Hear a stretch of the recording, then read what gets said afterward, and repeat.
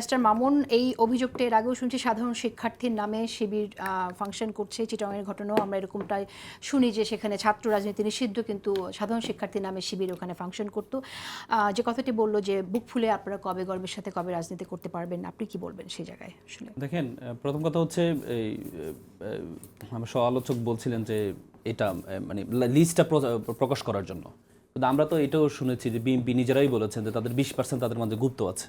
তো সেটাও বের করুক, সরকারি দলের দায়িত্ব তো সেটা বের করা, সেটাও বের করুক। আপনি দেখেছেন যে এবার ছাত্রদল থেকে একজন এমপি হয়েছেন মনসুরা। গতকাল আমি ইডেন কলেজের ছাত্রদলের একটা ভিডিও দেখলাম, সেখানে ইডেন কলেজের একটা মেয়ে, মানে ছাত্রদলের একটা পোস্টেড মেয়ে, সে গালি দিচ্ছে যে মনসুরা খুব বাজেভাবে, যে শোভনের যে একটা ছবি হয়তো আপনারাও দেখেছেন, যে শোভনের সাথে মনসুরের একটা ছবি, এটা নিয়ে খুব গালি পাবে যে সে শোভনের সাথে থেকে সে যদি এই এমপি হতে পারে তাহলে আমরা কি করলাম, আমরা তো আজীবন মায়ের খেলাম, আমরা কেন হলাম না।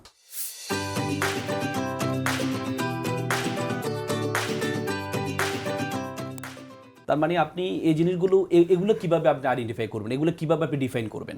প্রথম কথা হচ্ছে আপনার এই এই প্রত্যেকটা দলের, ছাত্র দলের, আপনি এই ফরিদপুর মেডিকেল কলেজের প্রায় 75 জন একটা কমিটি দিয়েছে, কমিটির মধ্যে সবগুলো ছিল ছাত্রলীগের। পরবর্তীতে বলেছে না, এরা ছাত্রলীগ থেকে একটা সময় বাধ্য হয়ে ছাত্রলীগে জয়েন করেছে, পরবর্তীতে কমিটিটাকে স্থগিত করা হয়েছে।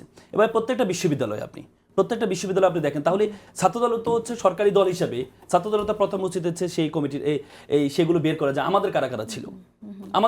এখন কথা হচ্ছে শিবিরের কিছু হচ্ছে পোস্টেড আর কিছু হচ্ছে সমর্থক থাকতে পারে যে পছন্দ করে।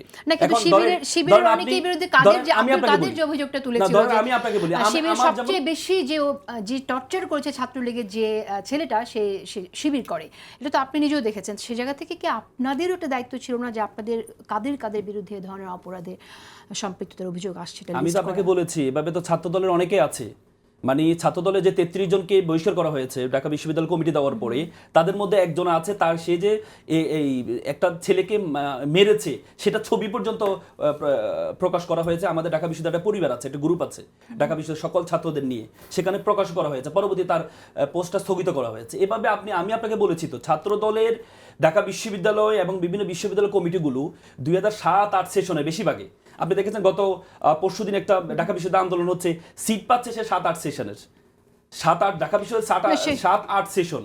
আপনার মনসুরের কথা চিন্তা করেন, তার সেশন কত? তার সেশনে প্রায় 8-9 সেশন মনে হয়। আপনি যখন তাদের কমিটিগুলো যদি 16-17 সেশনের হতো, তাহলে আপনি মেজরিটি পেতেন, তাদের বিভিন্ন মিছিলে তাদের ছবি পেতেন আপনি। কিন্তু ব্যাপার হচ্ছে 17-18 বছর টানা একটা দল যখন ক্ষমতা থাকে, তখন প্রত্যেকটা দলে যারা মধ্যবিত্ত পরিবারের সন্তান আছে তাদেরকে হলে থাকতে। কারণ আপনি জানেন, এর আগে 17-18 বছর হলগুলো কন্ট্রোল করতে হচ্ছে কারা? হলগুলো কন্ট্রোল করতে হচ্ছে সরাসরি সরকারি দলের ছত্র ছায়া ছাড়া হলে উঠার কোনো সুযোগ ছিল না। আমরা যখন হলে উঠেছি, আমাদেরকে প্রথম দিনে আমাদেরকে বলা হয়েছে হলে উঠার সময়। আপনারা হলে উঠেছেন একটা কৌশল নিয়ে, আবার কেউ একদমই সরে গেছে, তারা যখন আবার সরে গেছেন। আপনি কিভাবে সরে গেছেন আপনি বললেন? আপনি যদি 33 জনকে আপনি বহিষ্কার করলেন, যে সরে গেল কিভাবে? অনেকের কথাই আমরা শুনি, আপনি 33 জনকে আপনি বহিষ্কার করলেন, এটা সরে গেল কিভাবে? 33 জনের কথা তো আপনি জানতে পারলেন শত অভিযোগ যখন আসে, তখন 33 জনের সাথে তুলনা হয় পরে। এবং কি ওই যে ছাত্রদলের নেতার কথা আপনার এখানেই বলেছে যে আমি 3 বছর ছিলাম, পরে ধরা খাওয়ার পর মায়ের খেয়ে বের হয়েছি। এবার শিবিরে অনেকে মায়ের খেয়ে বের হয়েছে। এখন ব্যাপার হচ্ছে, যদি কারো বিরুদ্ধে এমন সরাসরি অভিযোগ থাকে যে তিনি ছাত্রলীগ যে অত্যাচারগুলো করতো, হলে র্যাগিং গুলো দিত, সেখানে সরাসরি জড়িত, শিবির হোক ছাত্রদল হোক, সেগুলো বের করা হোক, সেগুলো বের করে তাদেরকে শাস্তির আওতায় আনা হোক। ঠিক আছে, বিষয় না।